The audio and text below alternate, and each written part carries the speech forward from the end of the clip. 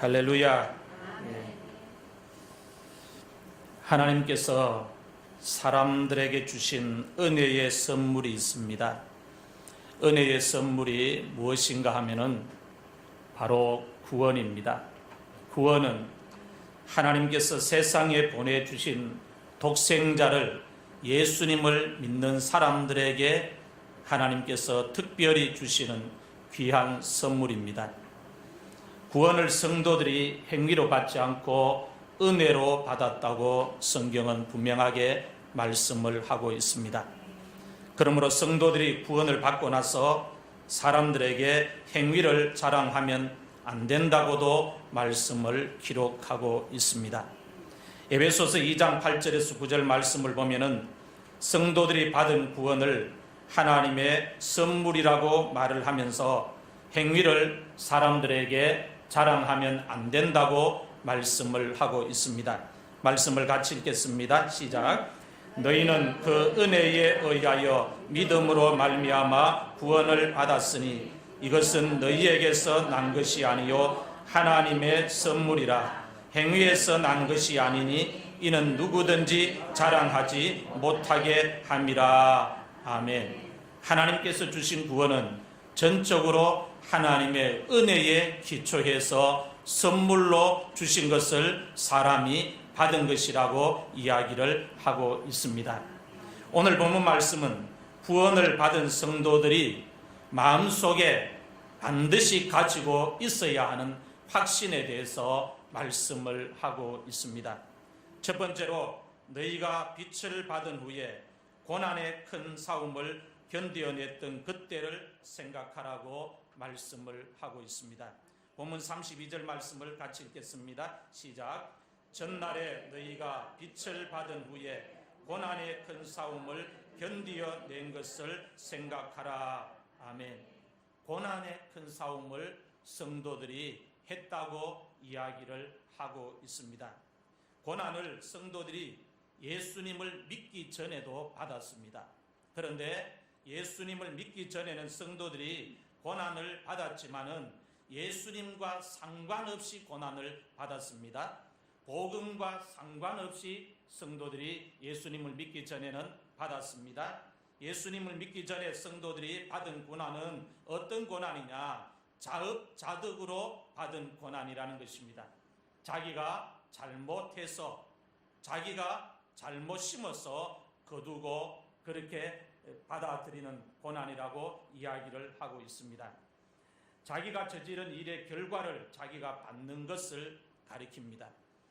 그런데 지금 히브리서 기자가 성도들에게 고난에 대해서 이야기를 하고 있는 것은 고난의 성격이 완전히 다릅니다. 고난의 내용도 완전히 다릅니다.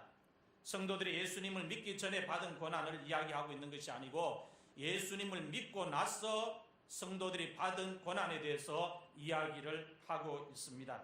성도들이 예수님을 믿고 나서 복음 때문에 믿음 생활을 하다가 예수님을 믿다가 받은 고난에 대해서 이야기를 하고 있습니다. 초대교회 성도들이 예수님을 믿는 것 때문에 고난을 받았습니다. 복음을 전하다가 핍박을 받았습니다. 예배를 드리다가 고난을 받았습니다. 예수님을 전하다가 붙잡혀서 매를 맞고, 예수님을 전하다가 붙잡혀서 감옥에 갇히고, 예수님을 전하다가 붙잡혀서 죽임을 당했습니다. 이것이 초대교회 성도들이 예수님을 믿고 나서 받은 고난이라고 성경 기자가 가르치고 있습니다. 네로 황제가 기독교인들을 박해하기 위해서 사람들을 시켜서 로마시에 큰 불을 질렀습니다.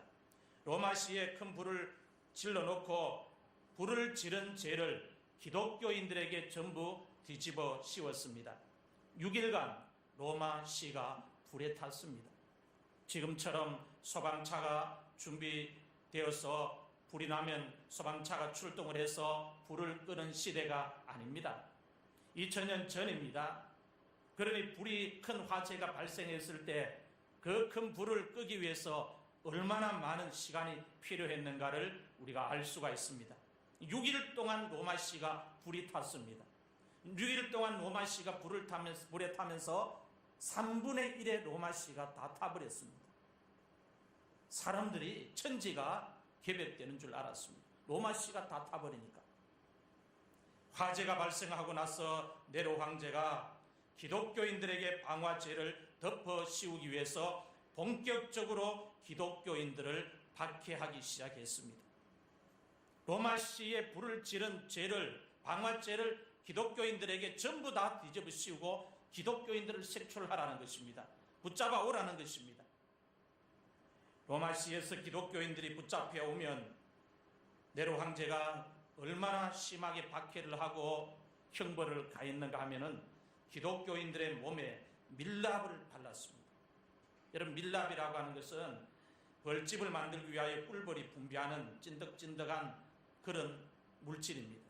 소나무에 보면 송진이 있듯이 벌집에도 보면은 벌이 외부의 어떤 것을 막기 위해서 찐득찐득한 걸 이렇게 만들어냅니다.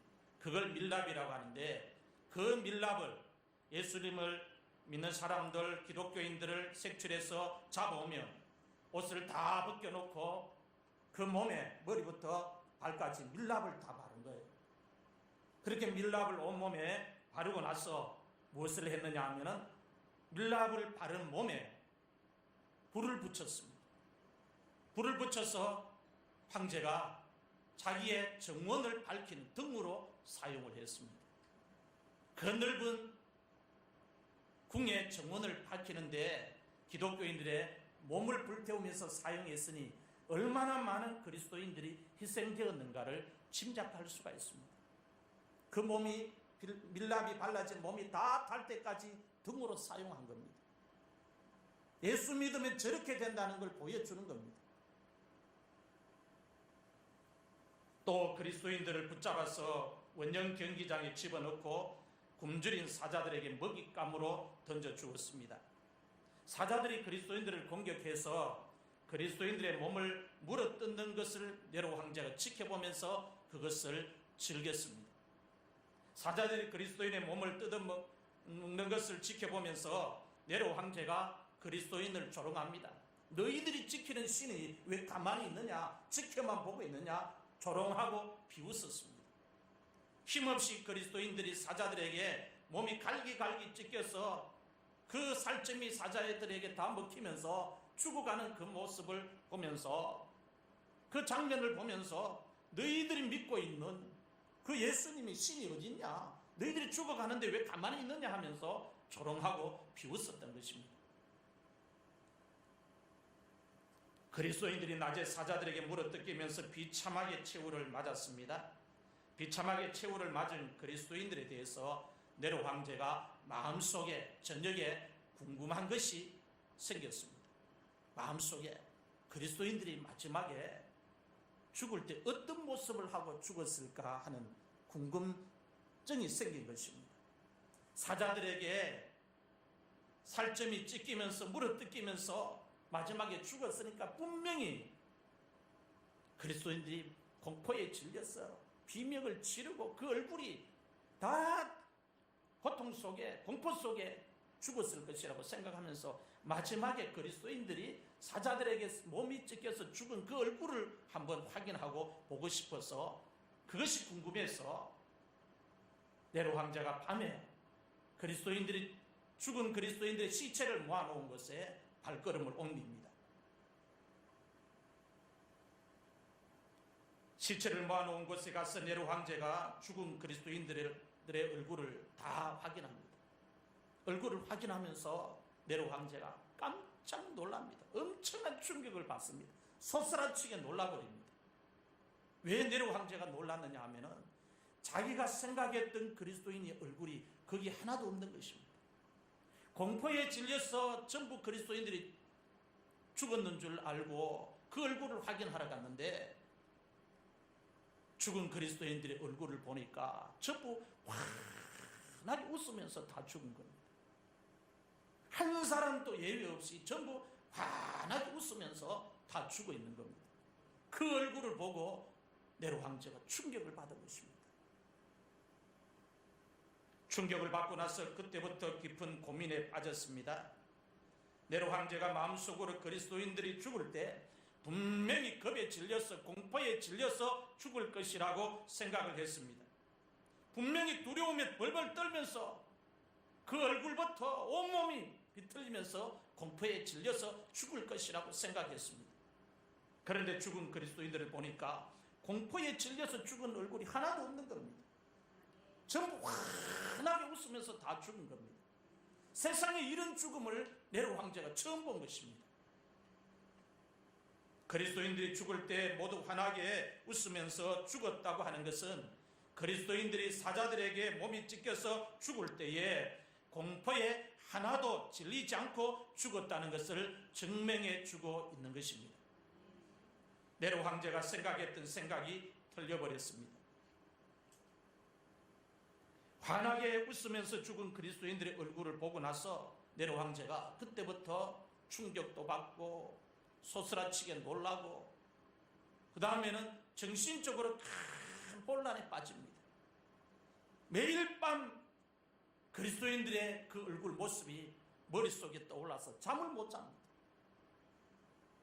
자기가 본 죽음을 전혀 다르게 그리스도인들이 죽음을 맞이한 겁니다. 수많은 죽음을 자기가 사람들을 격투를 이렇게 하면서 검투사들을 원년 경기장에 넣고 검투사들이 한 사람을 죽이면 경기가 끝나는 그런 수많은 경기를 보고 수많은 사람들이 죽는 걸 네로 황제가 봤는데 그리스도인의 죽음을 보면서 세상에 이런 죽음을 처음 본 것입니다. 분명히 두려움에 떨어야 되고 분명히 공포에 질려야 되고 분명히 겁을 먹고 죽어야 되는데 그 얼굴이 그런 얼굴이 하나도 없이 전부 환하게 웃으면서 죽은 것입니다. 그 얼굴을 보고 충격을 받고 놀라고 정신적으로 혼란에 빠지면서 매일 밤 시달립니다.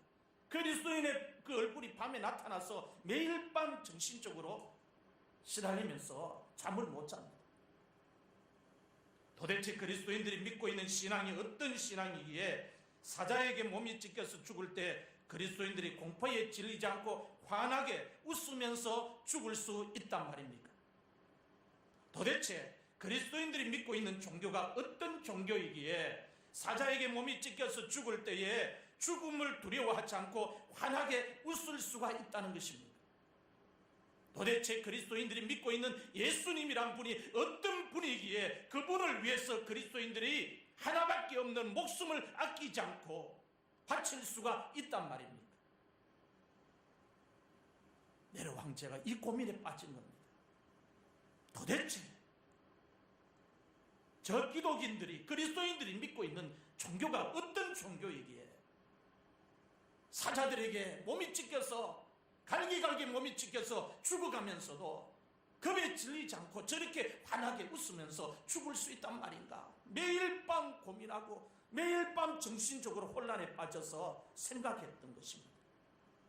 도대체 그리스도인들이 믿고 있는 그 예수님이 어떤 분이기에 저들이 목숨을 아끼지 않고 자기의 목숨을 바칠 수 있단 말인가? 그리스도인들이 사자에게 몸이 찢겨서 죽을 때에 환하게 웃으면서 죽을 수 있었던 것은 그리스도인들이 몸도 멸하시고 영원까지도 멸하시는 하나님 그 자체 생명의 종교를 믿었기 때문입니다. 하나님을 믿는 것이 곧 생명의 종교를 믿는 것이었다는 겁니다. 세상의 왕 네로 황제는 몸만 멸할 수 있습니다. 그런데 하나님은 몸도 멸하시고 영혼까지도 멸하시는 전지하시고 전능하신 하나님이십니다. 그 하나님을 그리스도인들이 믿었기에 몸을 멸하는 네로 황제를 겁나지 아니하고 몸과 영혼을 멸하시는 살아계신 하나님을 바라보면서 환하게 생명신앙을 가지고 그 마지막을 맞이한 것입니다. 최후를 맞이한 것입니다. 여러분, 기독교가 생명의 종교인 것을 믿으십니까? 그렇다면 오늘 우리가 생명의 종교를 믿고 있다면 오늘 우리가 가져야 되는 신앙이 뭐냐? 생명신앙입니다. 예수님을 믿으면, 하나님을 믿으면 하나님이 위로부터 우리에게 영원한 생명을 주십니다. 그것이 바로 생명 종교고 생명 신앙입니다. 우리는 저 하늘을 바라보면서 이 땅을 살아가야 하는 하나님의 백성입니다. 땅의 왕이 우리의 몸을 죽일 수 있지만 영혼을 죽일 수는 없다 했습니다. 초대교회 성도들은 몸만 죽이는 네로 황제를 겁내지 아니하고 영혼까지도 지옥불에 던져넣는 하나님을 생각하면서 신앙을 지켰다고 성경 기자가 우리에게 가르치고 있습니다. 결국 기독교인들을 박해한 네로 황제는 매일 밤 환하게 웃으면서 죽은 그리스도인들의 모습이 계속 밤마다 머릿속에 떠올라서 두려워하다가 고민하다가 혼란에 빠지다가 잠을 제대로 못 자고 정신병자가 되어서 마지막에 자살로 그의 삶을 마칩니다. 네로 황제가 죽고 나서도 계속 네로 황제의 뒤를 이은 황제들이 그리스도인들을 계속 박해했습니다. 초대교회 성도들의 신앙은 붙잡히면 죽는 겁니다. 그래서 그들의 신앙은 생명신앙인 겁니다. 예배 드리다가 붙잡혔어도 죽고, 복음 전하다가도 붙잡히면 죽고, 죽는 것이 일상이었습니다. 그런데 그들은 죽음을 두려워하지 않고 붙잡혀서 죽음이 그들을 찾아오면 담대하게 그 죽음을 받아들이면서 환하게 웃으면서 최후를 맞이했다는 것입니다. 여러분, 기독교 신앙은 핍박을 받을수록 더 강해집니다. 세상의 종교는 핍박을 받으면 없어지고 사라지지만 기독교는 핍박을 받으면 받을수록 더 깊이 뿌리를 내리고 더 강해진다는 겁니다. 왜 그렇습니까? 기독교는 죽은 종교가 아니고 생명의 종교이기 때문입니다. 기독교 신앙은 죽은 신앙이 아니고 생명의 신앙을 가르치고 따라가는 종교이기 때문이라는 것입니다. 박해를 받을수록 성도들의 믿음이 더 강해집니다. 처음에는 두려움에 사로잡힐 수 있지만 한 사람이 순교하고 그 순교자가 하나님의 품에 안기는 걸 보면 남아있던 성도들이 담대함을 얻어버립니다. 왜? 하나님의 역사가 나타나기 때문인 것입니다. 핍박을 받으면, 박해를 받으면, 고난을 받으면 교회도 약해지고 성도들의 믿음도 약해져야 되는데 약해지지 않고 성경의 역사는 더 강해진다고 가르치고 있습니다. 신기합니다. 기독교는 신비의 종교입니다. 세상과 거꾸로 가는 종교입니다.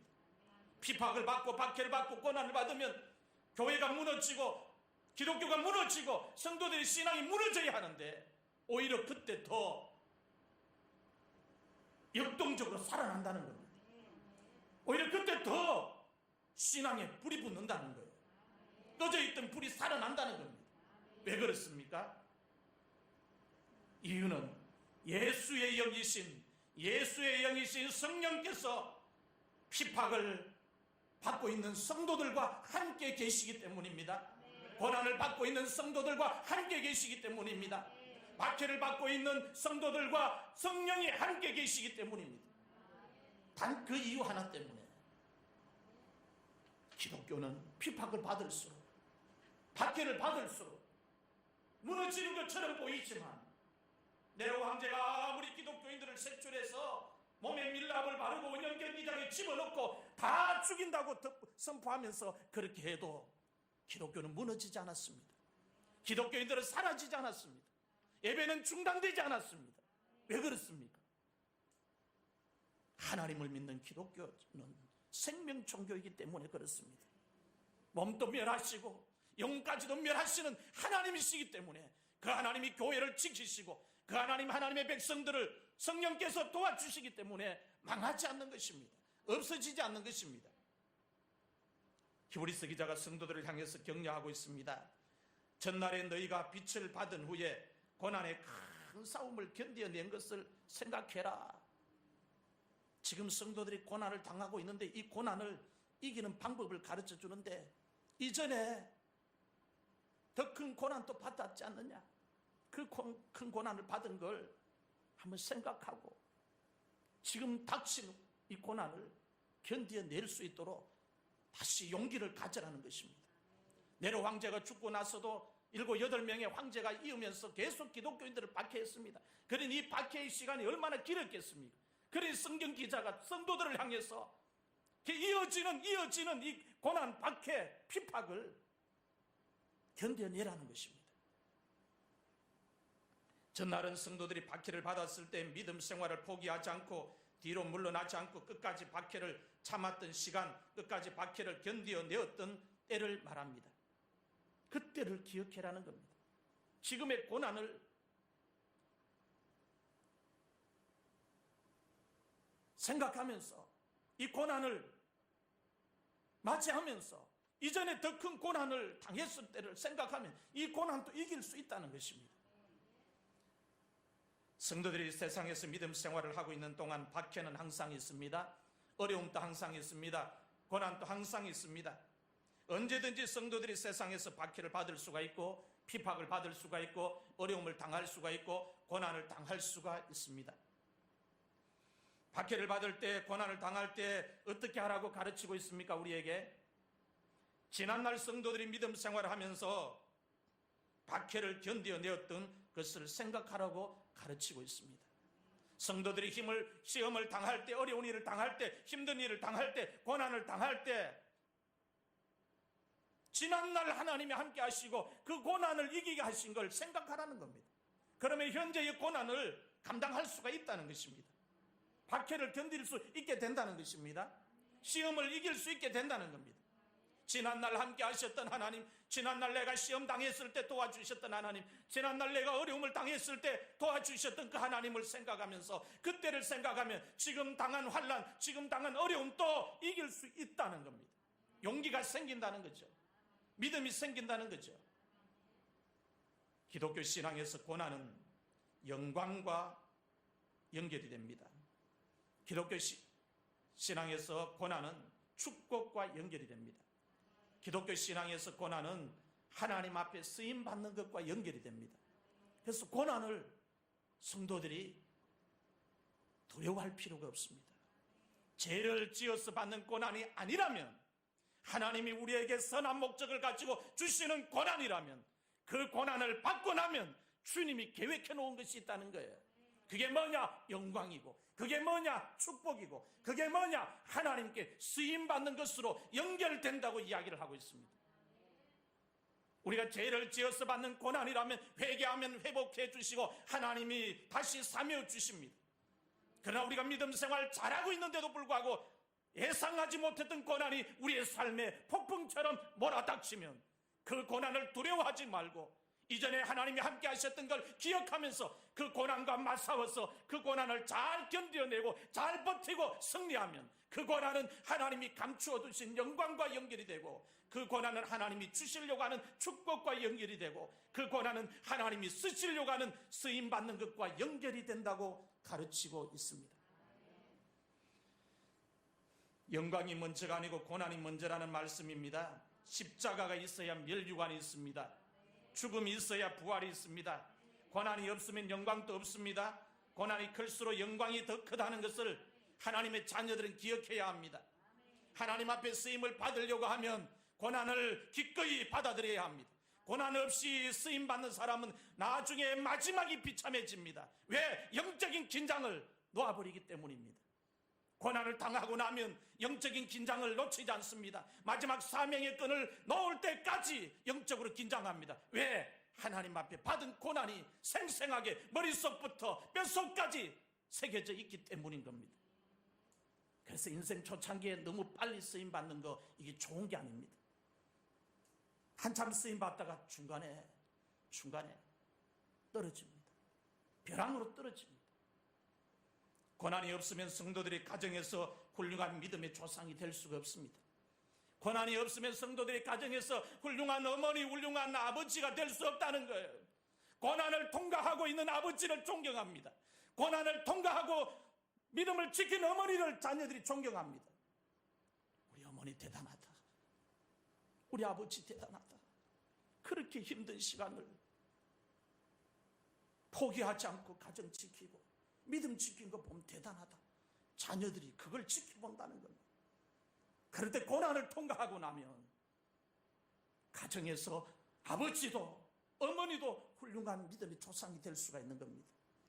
그런데 고난 없이 가정을 이끌어가다 보면 자녀들이 아버지의 신앙을 인정하지 않습니다. 어머니의 신앙을 인정하지 않습니다. 뭐 나은 게 없는 거예요. 뭐 배울 게 없는 거예요. 그런데 고난을 통과하고 나면 자식의 눈에 아버지가 다르게 보입니다. 자식의 눈에 어머니가 다르게 보입니다. 고난이 그만큼 중요한 것입니다. 언젠가 아들 훈이가 저한테 이런 이야기를 했습니다.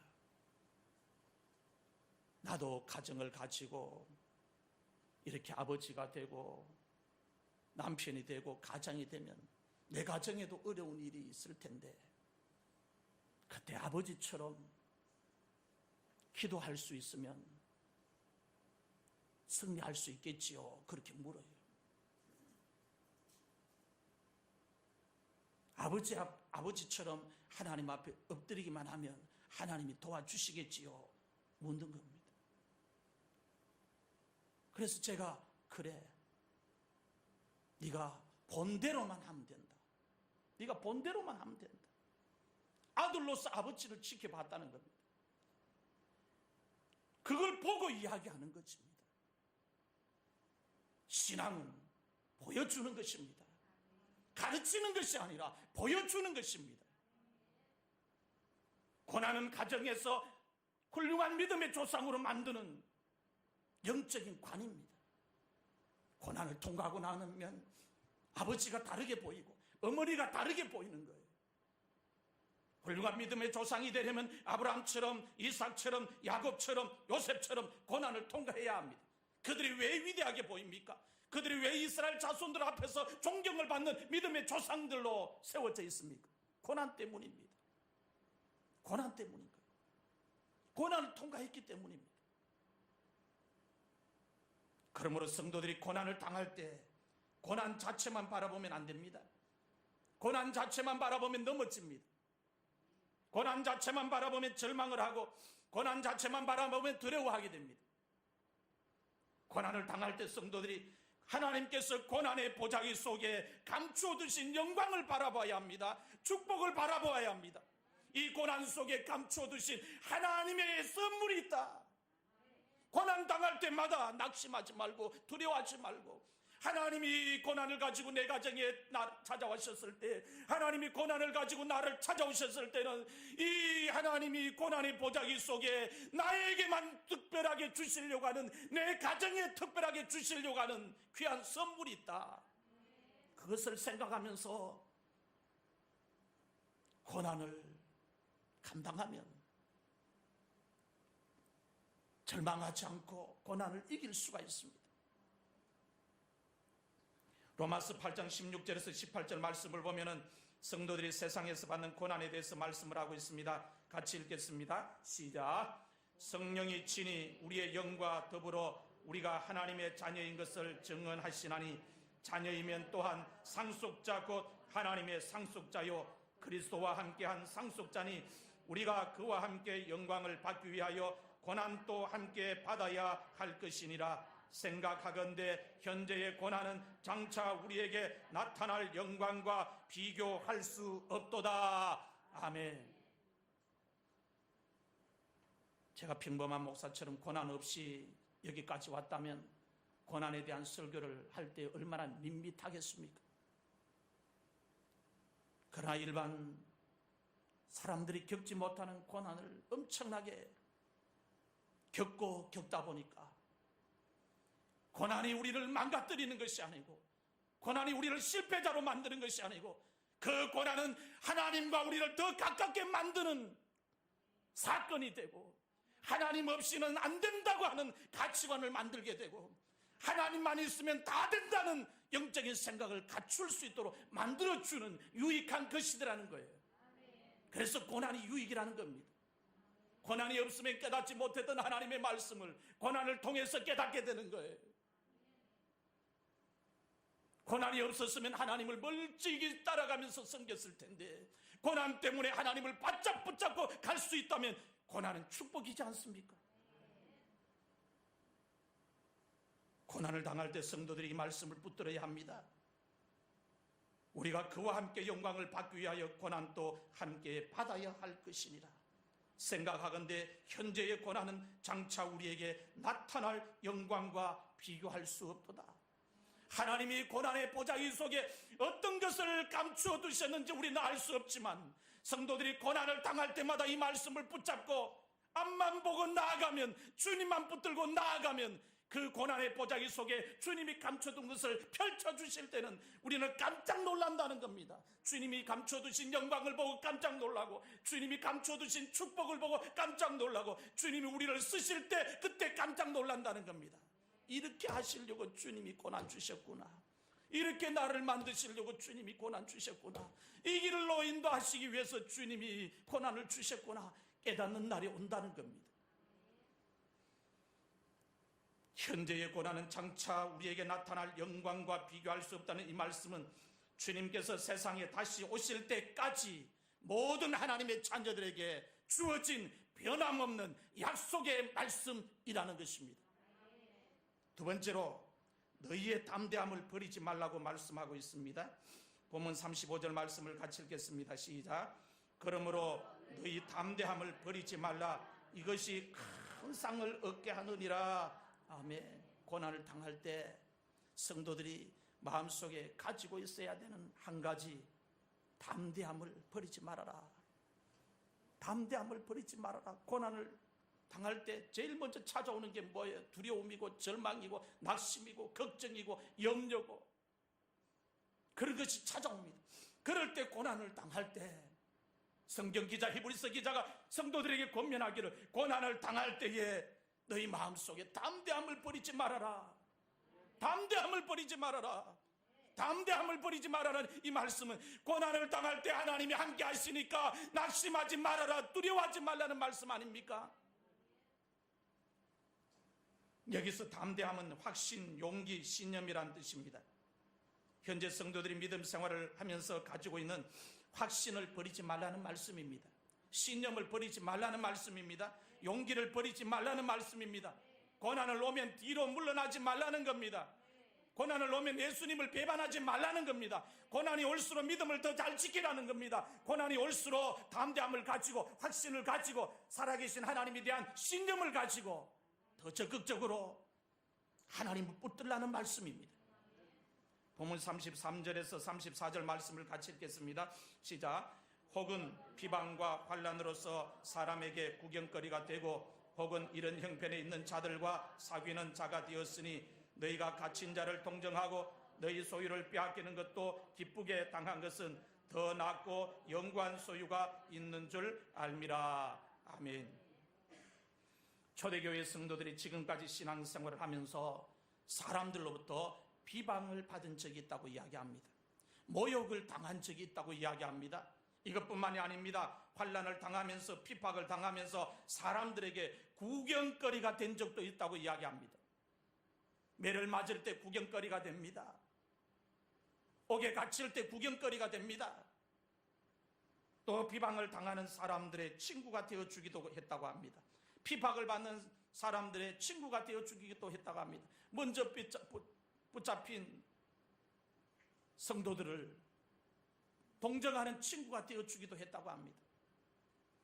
감옥에 갇힌 사람을 찾아가서 동정해 주었습니다. 예수님을 믿다가 체포가 되어서 재산을 전부 다 빼앗기는 일도 당했다고 이야기합니다. 초대교회 성도들이 믿음을 지킨 것은 우리가 믿음을 지키는 것과는 전혀 다른 것을 알 수가 있습니다. 이런 상황 속에서도 믿음을 포기하지 않고, 믿음을 저버리지 않고 끝까지 믿음을 지켰다고 이야기합니다. 이렇게 믿음을 지키고 있는 성도들을 향해서 히브리서 기자가 한마디 더 보태는데, 지금까지 잘했으니까 마지막까지 잘할 수 있도록 너희 마음속에 담대함을 버리지 말아라. 확신을 버리지 말아라. 용기를 버리지 말아라. 주님에 대한 생각, 신념을 버리지 말아라. 그렇게 이야기하고 있습니다. 성도들이, 초대교회 성도들이 이와 같은 일을 당하면서 억울해하지 않았다고 이야기합니다. 슬퍼하지 않았다고 이야기합니다. 이와 같은 일을 당하면서 오히려 초대교회 성도들이 기뻐했다고 이야기합니다. 예수님 때문에 옥에 갇히고, 예수님 때문에 비방을 받고, 예수님 때문에 모욕을 당하고, 예수님 때문에 매맞고, 그렇게 예수님 때문에 재산을 몰수당하고 이런 일을 경험했지만 초대교회 성도들은 이런 일을 당할 때에 억울해하고 원통해하고 하지 않았다는 겁니다. 이런 일을 당하면서 오히려 성도들이 더 기뻐했다는 거예요. 더 할렐루야 했다는 거예요. 이와 같은 일을 초대교회 성도들이 당하면서 억울해하지 않고 슬퍼하지 않고 기뻐할 수 있었던 이유가 무엇입니까? 초대교회 성도들도 우리와 똑같은 성정을 가진 사람일진데 어떻게 이럴 수가 있습니까? 무엇 때문에? 재산을 몰수당하고 감옥에 갇히고 매를 맞고 비방을 당하고 모욕을 받으면서도 억울해하지 않고 예수 믿는 것이 즐겁고 예수 믿는 것이 자랑이고 오히려 그런 일을 당할 때에 슬퍼하지 않고 할렐루야로 승리를 외쳤습니까? 무슨 이유 때문입니까? 이유는 땅의 것보다 더 좋은 영원한 재산이, 영원한 기업이, 영구한 소유가 하늘에 있다는 것을 그들이 알고 믿었기 때문이라고 이야기합니다. 그렇게 재산을 빼앗기고 그렇게 감옥에 갇혀도 땅은 나그네처럼 잠깐 지나가는 것이고 하늘에 있는 시간은 영원히 머물러야 하는 시간이기에 그 하늘에 하나님의 자녀들을 위해서 하나님의 나라를 위해서 몸바쳐 희생하는 사람들에게 주시려고 하는 영구한 소유가 있다, 영구한 기업이 있다고 이야기합니다. 그것 바라보고 그걸 믿고 기뻐했다는 것입니다. 고대 로마법에 보면 재산을 몰수하는 법이 있었습니다. 로마에 반역을 하는 행동을 하거나 로마가 인정하지 않는 종교를 믿는 사람들에게 재산을 몰수하는 법이 적용되었습니다. 로마가 재산을 몰수하는 법을 만들어서 식민지 국가들에게 재산을 몰수하는 법을 시행했습니다. 그 식민지 국가들은 이 재산 몰수법이 다 적용이 된 거예요.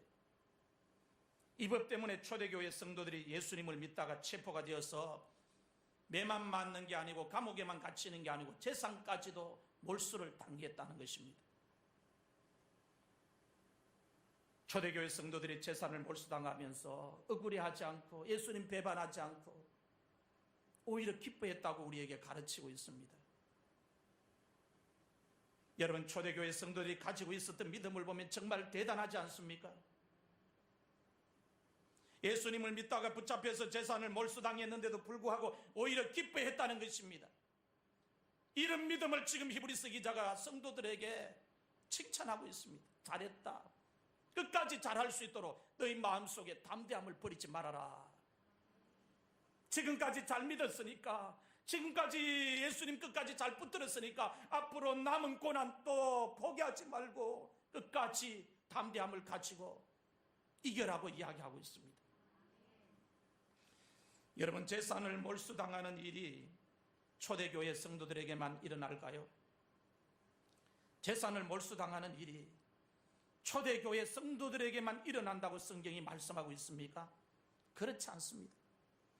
예수님께서 재림하실 때가 되면 재산을 몰수당하는 일들이 세상 곳곳에서 일어납니다. 그것이 성경의 증언입니다.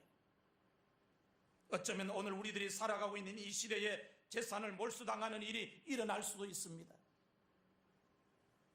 로마법에 재산을 몰수하는 법이 있었기 때문에 그리스도인들이 나라의 법을 어겼을 때에 재산을 힘없이 다 몰수당했습니다.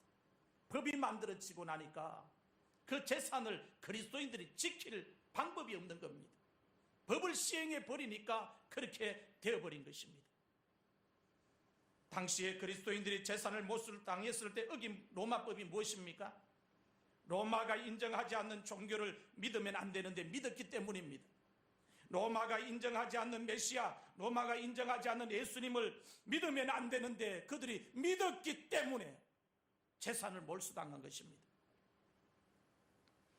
이와 같이 어떤 나라든지 나라에서 재산을 몰수하는 법을 만들면 재산을 몰수당하는 일이 그 나라 안에서 그리스도인들에게 실제로 일어날 수가 있습니다. 어쩌면 이와 같은 일이 오늘 우리들이 살아가고 있는 이 시대에 일어날 수도 있다는 것을 성경은 우리에게 경고하면서 교훈하고 있습니다. 그래서 예수님을 믿는 사람들은 안일하게 믿으면 안 된다는 겁니다. 영적으로 깨어 있어야 한다는 것입니다. 영적으로 중무장을 해야 한다는 것입니다. 언제 고난이 와도 예수님을 배반하지 않을 만큼 믿음을 가지고 있어야 한다는 겁니다. 담대함을 소유해야 한다고 가르치고 있는 것입니다. 누가복음 21장 10절에서 13절 말씀을 같이 읽겠습니다. 시작. 또 이르시되 민족이 민족을, 나라가 나라를 대적하여 일어나겠고 곳곳에 큰 지진과 기근과 전염병이 있겠고 또 무서운 일과 하늘로부터 큰 징조들이 있으리라. 이 모든 일 전에 내 이름으로 말미암아 너희에게 손을 대어 박해하며 회당과 옥에 넘겨주며 임금들과 집권자들 앞에 끌려가려니와 이 일이 도리어 너희에게 증거가 되리라. 아멘. 마태복음 24장 9절에서 13절 말씀을 같이 읽겠습니다. 시작. 그때에 사람들이 너희를 환난에 넘겨주겠으며 너희를 죽이리니 너희가 내 이름 때문에 모든 민족에게 미움을 받으리라. 그때에 많은 사람이 실족하게 되어 서로 잡아주고 서로 미워하겠으며 거짓 선지자가 많이 일어나 많은 사람을 미혹하겠으며 불법이 성함으로 많은 사람의 사랑이 식어지리라. 그러나 끝까지 견디는 자는 구원을 얻으리라. 아멘. 끝까지 견뎌야 구원을 얻을 수 있다고 이야기를 하고 있습니다. 끝까지 견뎌야 하나님으로부터 상을 받을 수 있다고 이야기하고 있습니다. 끝까지 견뎌야 하늘 성소에 들어갈 수 있다고 이야기를 하고 있습니다. 끝까지 견뎌야 주님께서 주시는 생명의 면류관을 받을 수 있다고 이야기를 하고 있습니다. 그래서 히브리서 기자가 성도들에게 너희 담대함을 버리지 말라고, 너희가 가지고 있는 확신을 버리지 말라고, 신념을 버리지 말라고, 너희가 지난날 고난과 싸워서 가졌던 믿음의 용기를 버리지 말라고 권면을 하고 있는 것입니다. 성도들이 믿음 생활을 하면서 담대함을 버리지 않으면 어떻게 됩니까? 신념, 확신, 용기를 성도들이 믿음 생활하면서 버리지 않으면 어떻게 됩니까? 담대함을 버리지 않으면 그 담대함이 나중에 주님 앞에 가서 큰 상을 받도록 만들어준다는 겁니다. 빌립보서 1장 12절에서 14절 말씀을 같이 읽겠습니다. 시작. 형제들아, 내가 당한 일이 도리어 복음 전파의 진전이 된 줄을 너희가 알기를 원하노라. 이러므로 나의 매임이 그리스도 안에서 모든 시위대 안과 그 밖에 모든 사람에게 나타났으니 형제 중 다수가 나의 매임으로 말미암아 주 안에서 신뢰함으로 겁없이 하나님의 말씀을 더욱 담대히 전하게 되었느니라. 아멘. 사도행전 19장 8절 말씀을 같이 읽겠습니다. 바울이 회당에 들어가 석 달 동안 담대히 하나님 나라에 관하여 강론하며 권면하되. 아멘. 사도행전 4장 23절에서 31절 말씀을 보면 담대함을 가질 수 있는 방법에 대해서 말씀하고 있습니다. 같이 읽겠습니다. 시작. 사도들이 노임에 그 동료에게 가서 제사장들과 장로들의 말을 다 알리니 그들이 듣고 한 마음으로 하나님께 소리를 높여 이르되 대주제여 천지와 바다와 그 가운데 만물을 지으시오 또 주의 종 우리 조상 다윗의 입을 통하여 성령으로 말씀하시기를 어찌하여 열방이 분노하며 족속들이 헛살을 경영하는고 세상의 군왕들이 났으며 관리들이 함께 모여 주와 그의 그리스도를 대적하도다 하신 이로소이다. 과연 헤롯과 본디오 빌라도는 이방인과 이스라엘 백성과 합세하여 하나님께서 기름 부으신 거룩한 종 예수를 거슬러 하나님의 권능과 뜻대로 이루려고 예정하신 그것을 행하려고 이 성에 모였나이다. 주여 이제도 그들의 위협함을 굽어 보시옵고 또 종들로 하여금 담대히 하나님의 말씀을 전하게 하여 주시오며 손을 내밀어 병을 낫게 하시옵고 표적과 기사가 거룩한 종 예수의 이름으로 이루어지게 하옵소서 하더라. 빌기를 다함에 모인 곳이 진동하더니 우리가 다 성령이 충만하여 담대히 하나님의 말씀을 전하니라. 아멘. 평안도 하나님이 주시는 은혜고 담대함도 하나님께서 주시는 은혜입니다. 성령께서 주시는 담대함은 기도를 통해서만 계속 유지를 할 수가 있습니다. 이 담대함을 마음속에 계속 유지하는 방법이 성경은 기도라고 가르쳐 주고 있습니다. 그래서 성도들의 신앙생활에서 기도가 중요하다는 것입니다. 이 담대함이 우리 마음속에서 밖으로 빠져나가지 않도록 하기 위해서는 기도하는 일밖에 없습니다. 초대교회 성도들이 그 무시무시한 박해 속에서도 모여서 기도했습니다. 모여서 기도하니까 땅이 진동하고, 모여서 기도하니까 하나님께서 성령을 통해서 성령 충만하게 하시고, 모여서 기도하니까 그들의 마음에 담대함이 생겨서 하나님의 말씀을 세상에 나가서 담대하게 전했다고 이야기합니다.